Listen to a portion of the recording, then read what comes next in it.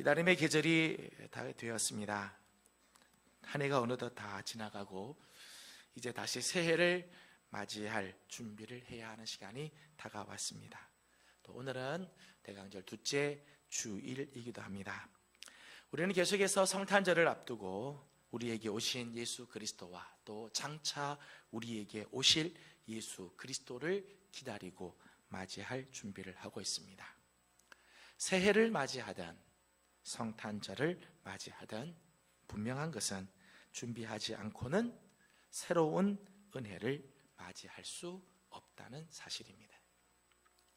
준비되지 않고는 새로운 은혜를 맛볼 수가 없죠. 준비하고 기다리는 사람과 준비 없이 맞이하는 사람이 같을 수 없습니다. 특별히 올해 우리 교회에서는 대강절을 맞아 새일의 저녁 기도회를 가지고 있습니다. 새 포도주는 새 부대에라는 주제를 가지고 주님의 오심을 준비할 뿐만 아니라 새해를 맞이할 준비를 하고 있습니다. 저는 사모하는 마음들마다 새 포도주와 같은 하나님의 귀한 은혜, 복음의 능력, 성탄의 기쁨과 평화가 우리 모든 성도들에게 가득하기를 주님의 이름으로 소망합니다. 며칠 무척 추운 저녁이었지만 많은 성도들이 귀한 시간을 주님께 올려드리면서 기도에 참여했습니다. 저는 우리 사랑하는 성도들이 이 귀한 시간을 통해서 새 부대가 되고 하나님께서 예비하신 거룩한 은혜로 나아가는 아름다운 축복이 있기를 소망합니다. 옆에 있는 분들 다시 한번 축복하고 인사하겠습니다. 하나님의 은혜와 평강이 여러분에게 가득하길 바랍니다. 하나님의 은혜와 평강이 가득하길 바랍니다. 연말이 되면 목회자에게는 무거운 고민이 있습니다. 그것은 내년에는 누구에게 어떤 일을 맡겨야 하는가 하는 것입니다. 연말만 되면 목회자에게는 이런 무거운 고민이 있습니다. 어떤 일은 하겠다는 사람은 많은데 자리가 모자라는 경우도 있고요. 대부분은 할 일은 많은데 정작 하겠다는 사람이 없습니다. 참 힘든 것 중에 하나는 사람들이 자신이 원하는 것 이외의 것에 대해서는 관심이 없다는 거예요. 내가 하고 싶은 것 이외에 대해서는 관심도 없고 그거에 대해서 부담스러워하고 싫어한다는 거죠. 그래서 솔직히 목회자의 마음에는 우리 교회도 뭐 일할 일꾼이 참 많았으면 참 좋겠다. 뭐 고민할 필요 없이 사람들이 좀 많아서 일들 다 알아서 했으면 참 좋겠다. 그런 생각이 늘 들죠. 저는 우리 예명교회에도 주님이 쓰시는 귀한 일꾼이 많아지기를 축복합니다. 단순히 숫자가 많은 게 아니고요. 숫자가 아니라 정말 주님의 마음을 알아서 주님의 뜻을 이루어드리는 제자들, 정말 하나님의 그 마음을 알아 하나님의 뜻을 이루어드리는 그런 귀한 일꾼이 많아지기를 주님의 이름으로 소망합니다. 오늘 본문은 예수님께서 당신의 제자들을 택하시는 장면입니다. 그런데 오늘 우리가 함께 읽은 이 본문의 말씀, 이 장면에서 몇 가지 특이한 부분들을 발견하게 됩니다. 첫째는 예수님께서는 많은 사람들 가운데서 당신의 제자로 불과 12명을 택하셨다는 거예요. 오늘 본문 앞에 나오는 9절과 10절의 말씀을 보게 되면 이렇게 기록을 합니다.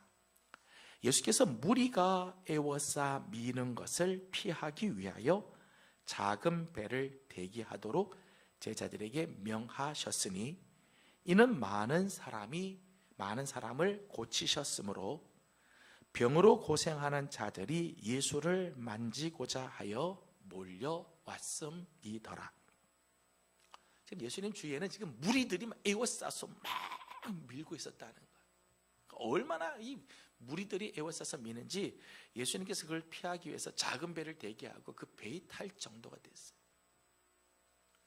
예수님께서 많은 사람들을 고쳐주자 병 고침을 받기 원하는 사람들, 병으로 고생하는 사람들이 예수를 한 번이라도 좀 만져보자 해서 막 몰려왔다. 그렇게 해서 몰려왔다.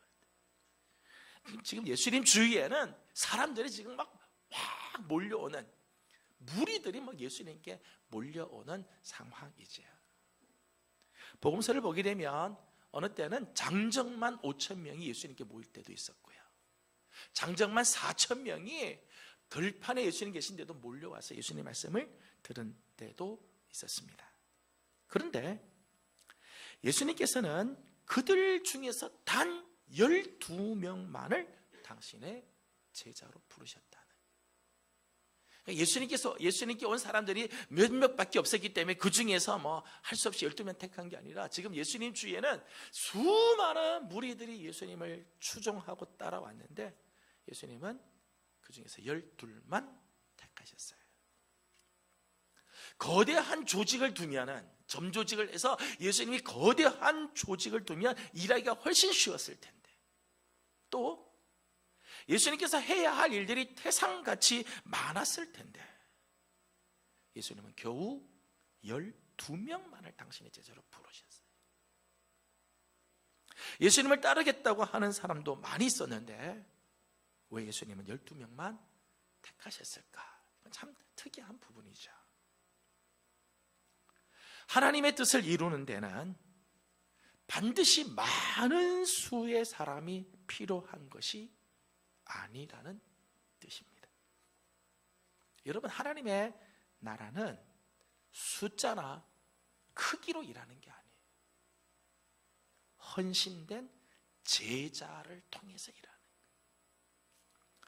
우리 교회도 일할 사람들이 참 많았으면 좋겠지만 하나님 나라 일은 숫자를 하는 게 아니라는 거예요. 헌신된 사람, 헌신된 제자를 통해서 주님은 일하시는 거예요. 하나님의 일은 결코 사람이 적어서 못하는 법은 없습니다. 사람 숫자가 적어서 하나님의 일이 진행되지 않는 일은 없습니다. 다만 문제는 헌신된 제자가 없다는 게 문제죠. 두 번째는 제자들의 구성을 보면 세상적으로 그렇게 뛰어난 사람이 없다는 거예요. 13절 말씀을 보면 이렇게 시작을 하죠. 다 같이 한번 읽어보겠습니다. 시작. 또 산에 오르사 자기가 원하는 자들을 부르시니 나온지라. 아멘. 예수님께서 지금 당신이 원하는 자를 택하셨다는 거예요. 사람들 중에서 당신이 원하는 자를 택하시고 부르셨습니다. 누가복음 6장 1절, 12절과 13절 말씀 보면 이 상황을 이렇게 소개를 했어요.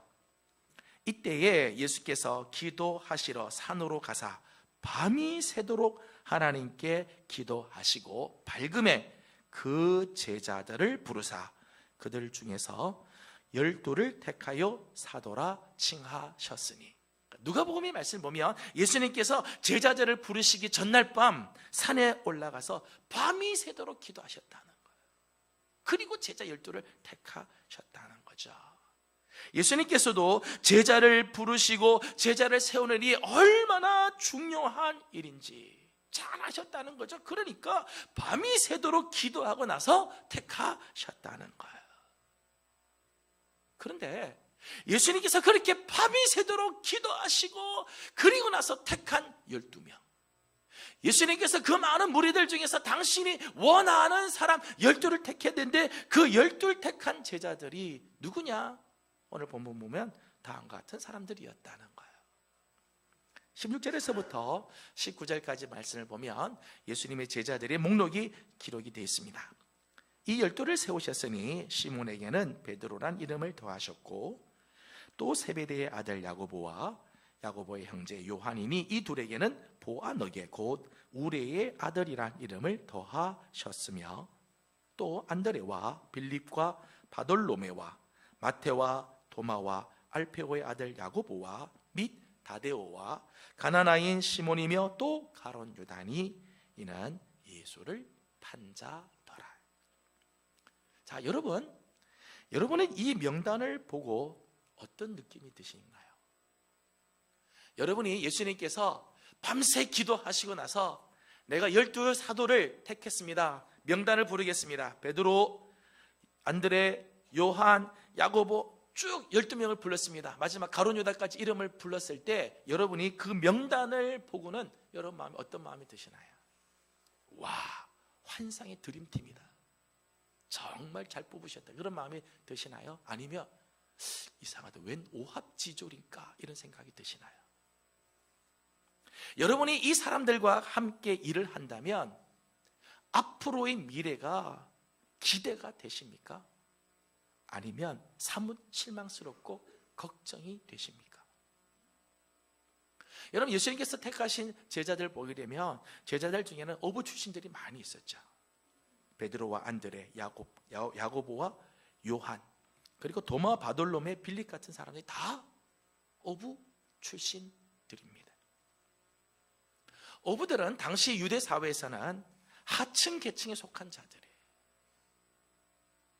귀족 출신이 아니야, 하층 계층이에요. 가장 밑바닥에 있는 사람들이죠. 사도행전 4장 13절 말씀을 보게 되면 베드로와 요한을 보면서 공의의 의원들이 이렇게 이야기를 했습니다. 본래 학문 없는 범인인 줄 알았다.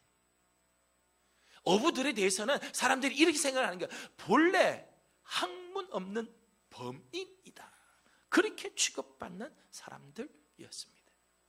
예수님의 제자 중에 반이 이런 사람들이었다. 그런가 하면 사람들에게 외면당하는 세리 출신이 있었습니다. 마태 혹은 레위라고 하는 사람이 있었죠. 그런가 하면 이런 부류들, 세리와 같은 부류들에 대해서는 증오성으로, 증오감으로 가득 차 있었던 사람이 있었습니다. 시몬이라는 사람은 가나나인, 이랬어요. 가나나인은 열심당원이라는 뜻이에요. 열심당원. 그러니까 이 세리, 마태 같은 사람 뭐 죽이겠다고 달려드는 이런 사람도 있어요. 아주 과격한 사람이 있죠. 야고보와 요한 같은 경우는 오늘 예수님이 별명을 붙여줬습니다. 보아너게, 우레의 아들이라는 거예요. 성격이 급하기가 짝이 없는 사람들이라는 거예요. 심지어는 자기의 스승인 예수를 팔아버린 가룟 유다 같은 사람도 있었습니다. 지금 예수를 따르는 그 많은 사람들 중에서 예수님이 기껏 기도하고 택하신 사람들이 바로 이런 사람들이었다는 거예요. 실력이 있고 능력이 있는 자도 아니고요, 세상적으로 뛰어난 자들도 아니고, 부유하고 힘이 있는 자들도 아니고, 그렇게 대단하지 않은 평범한 사람들이었다는 거예요. 예수님 선택의 참 특이한 부분이죠.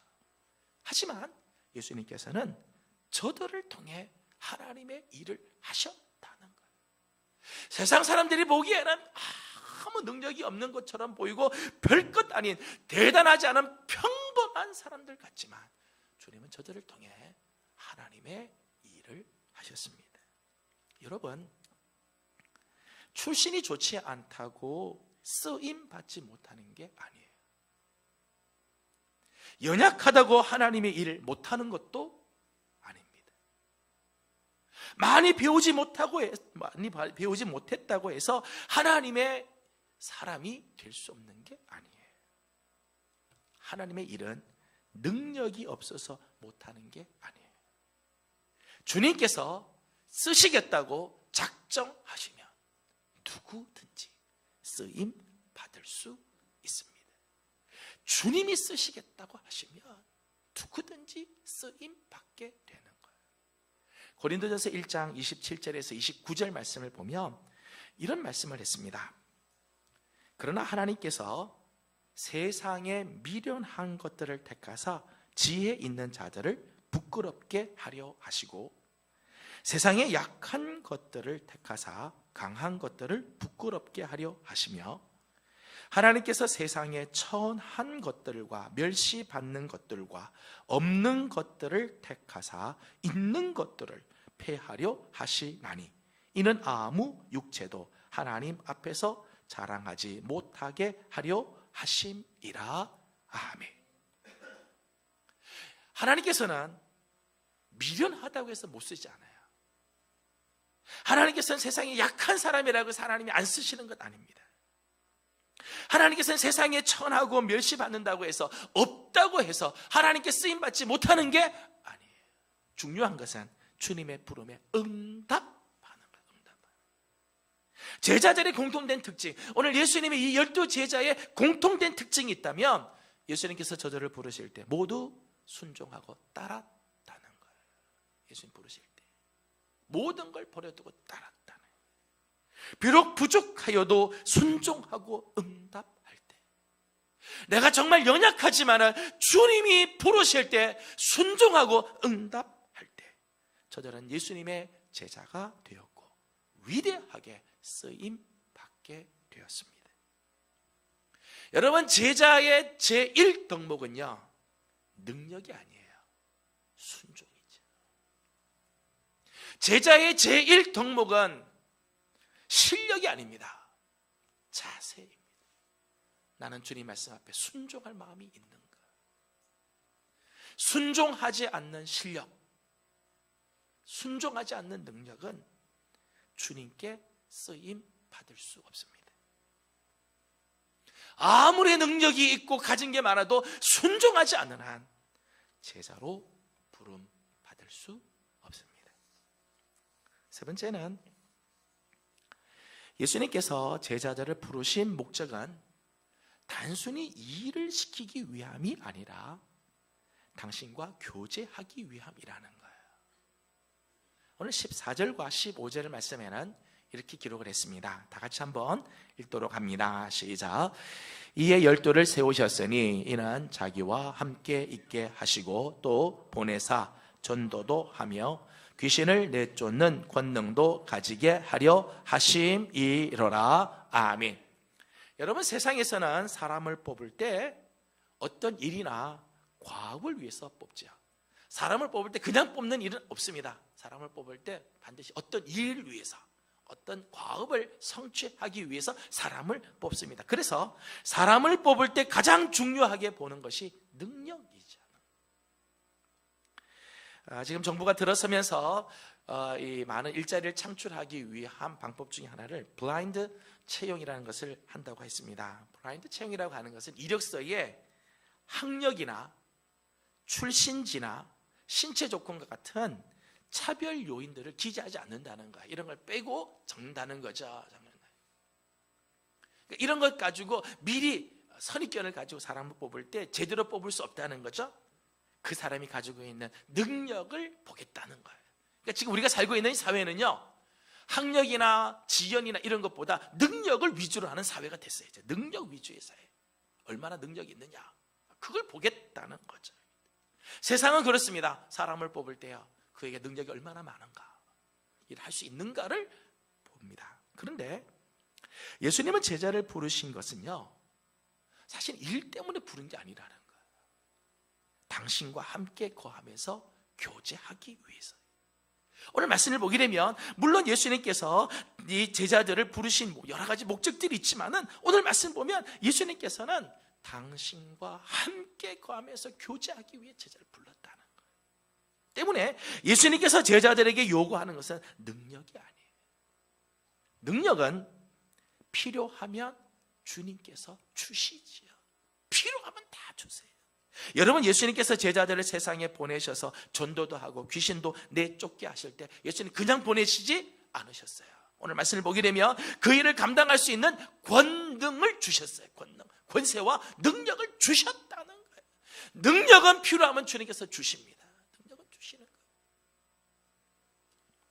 필립 블룩스라고 하는 분이 한 말 중에 아주 유명한 말이 있습니다. 참 귀한 말인데 이런 이야기를 했어요. 능력에 맞는 사역을 구하지 말고 사역에 맞는 능력을 구해라. 내 능력에 맞는 일을 하겠다고 찾지 말고 맡겨주신 사역에 맞는 능력을 구하라는 거예요. 주님 주신다는 거예요. 저는 참 도전이 되는 말이라고 생각해요. 내가 할 수 있는 정도 것만 난 하겠다, 나는 내 능력에 맞는 일만 하겠다, 이게 아니라 주님이 맡겨주신 사역이라면 그 사역에 맞는 능력을 주십시오. 구할 줄 아는 성도들이 되기를 소망합니다. 능력이 필요하면 주님 주시는 거예요. 예수님께서 정말 제자들에게 요구하는 것은 당신과 함께 있는 것이, 함께 거하는 것. 다른 말로 말하면 예수님과 깊은 교제를 나누는 삶입니다. 때문에 제자는 많은 일이나 사역을 하기 이전에 예수 그리스도와 함께하며 교제하는 삶이 우선되어야 하는 거예요. 특별히 사역자들이 깊이 기억해야 할 부분입니다. 제자는 많은 일을 하는 사람이 아니에요. 예수님을 배우고 닮아가는 사람, 이게 제자예요. 제자는 예수님의 능력을 얻고 일하기 이전에 예수님의 마음을 배우고 예수님의 영성을 먼저 만나고 예수님의 비전을 배워야 돼. 일이 급한 게 아니라 예수님의 마음을 받아, 예수님의 그 영성을 받아야 돼. 예수님의 그 비전을 배워야 합니다. 제자로 부름을 받았음에도 불구하고 실수하는 이유, 제자로 부름을 받았는데도 제자들이 실수하는 이유, 제자로 부름을 받고 일을 하다가 실족하고 힘들어서 쓰러지는 이유가 여기, 예수님과 함께 있으면서 정작 예수님의 마음을 배우고 예수님의 영성을 힘입으며 예수님을 닮아가는 게 아니라 그저 예수님의 일을 하려고만 하였기 때문입니다. 역대상 16장 11절 말씀을 보면 다윗의 고백이 나옵니다. 이 고백이 시편 105편 4절에 똑같이 기록이 되어 있어요. 여호와와 그의 능력을 구할지어다. 항상 그의 얼굴을 찾을지어다. 다윗의 고백이 참 귀해요. 여호와와 그의 능력을 구하라. 그의 얼굴을 찾을지어다. 제자들에게는 이 두 가지가 모두가 필요합니다. 맡겨주신 사명을 감당할 수 있는 능력 구해야 되죠. 그것과 더불어 또 하나, 날마다 주의 임재 속으로 들어가 그와 교제하는 삶, 주님의 얼굴을 구해야 한다는 것. 오늘 우리가 구해야 할 것은 두 가지입니다. 하나는 능력을 구해야 되고 하나는 주님의 얼굴, 주님의 교제, 주의 임재를 간구해야 돼. 주님과 교제하는 시간이 없이 일만 하다 보면 반드시 실족합니다. 주님을 만나는 교제의 시간이 없이 그저 일만 하다가 보면 탈진하게 돼 있어요. 번아웃 돼요. 고갈될 수밖에 없습니다. 제자와 무리의 차이점이 여기 있어요. 무리는 예수님으로부터 많은 은혜와 혜택을 구하지만 정작 예수님을 구하진 않아요. 예수님의 손에서부터 나오는 떡을 구하고 예수님의 손에서부터 나오는 치유를 원하기는 해도 예수님 그분의 얼굴을 구하지 않아요. 예수님을 따르기는 해도 결코 예수님과 교제하지 않아요. 예수님을 배우지 않습니다. 때문에 예수님을 따라다니긴 하지만 복음의 능력이 없습니다. 하지만 제자는 예수님과 교제하는 사람이에요. 그 교제 속에서 날마다 하늘의 기쁨과 능력을 공급받는 사람입니다. 사랑하는 여러분, 오늘 우리의 모습은 어떻습니까? 저는 아침 여러분에게 몇 가지를 질문을 하고자 합니다. 여러분 속으로 깊이 생각하시고 대답해 보시길 바랍니다. 여러분은 과연 제자입니까? 아니면 슈퍼스타 예수 그리스도를 지지하는 팬클럽 회원들입니까? 여러분은 능력과 환경을 핑계대면서 예수님의 부르심에 머뭇거리고 있습니까? 아니면 어디로 부르시든지 기쁨으로 응답하고 있습니까? 여러분은 능력에 맞는 사역을 구하고 있습니까? 아니면 맡겨주신 사역에 걸맞는 능력을 구하고 있습니까? 여러분의 삶에는 날마다 예수님과 깊이 만나는 교제가 있습니까? 아니면 오늘도 그저 이 일에만 치여서 살고 있습니까? 인기 연예인이 인천공항으로 입국하면 공항 전체가 마비될 정도로 열광하는 팬들이 몰려온다고 합니다. 하지만 이 팬들은요, 이렇게 열광하다가도 그 사람의 인기가 떨어지면 썰물처럼 빠져나갑니다. 이게 팬들의 심성들입니다. 예수를 따르기도 하고 예수님의 기적과 은총에 열광도 하지만 정작 십자가 앞에서는 썰물처럼 빠져나가는 팬클럽, 회원 같은 사람은 결코 예수님의 제자가 될 수 없습니다. 예수님의 부르심에 머뭇거리는 사람, 결코 예수님의 제자가 아닙니다. 나의 능력에 맞는 사역만 할 뿐 사역에 맞는 능력을 구하지 않는 한 온전한 제자로 살 수 없습니다. 무엇보다도 날마다 예수님과 교제하는 기쁨이 없이 그저 일만 하는 사람, 예수님과 교제 속에서 나오는 그 능력을 힘입지 않고 일하는 사람, 제자로 쓰임 받을 수 없습니다. 이런 사람을 통해서는 세상이 변화되지 않습니다. 하나님 나라가 이 땅에 오지 않습니다. 여러분은 과연 제자입니까? 그저 예수를 따르는 무리입니까? 말씀을 맺습니다. 후안 카를로스 오르티즈라고 하는 목사님이 쓴 책 중에 지금까지 많은 그리스도인들에게 영향을 주는 책이 있죠. 바로 이 책입니다. 제자입니까? 하는 책입니다. 후안 카를로스 오르티즈 목사님은 20세 때부터요, 아르헨티나 전역을 다니면서 복음을 전파합니다. 그리고 특별히 부에노스아이레스에서 믿음교회를 개척했는데 믿음교회가 폭발적인 성공을 하죠. 그래서 그를 일약 세계적인 유명한 목회자로 만들어줍니다. 목회한 지 얼마 되지 않아서 200명에서 600명으로 막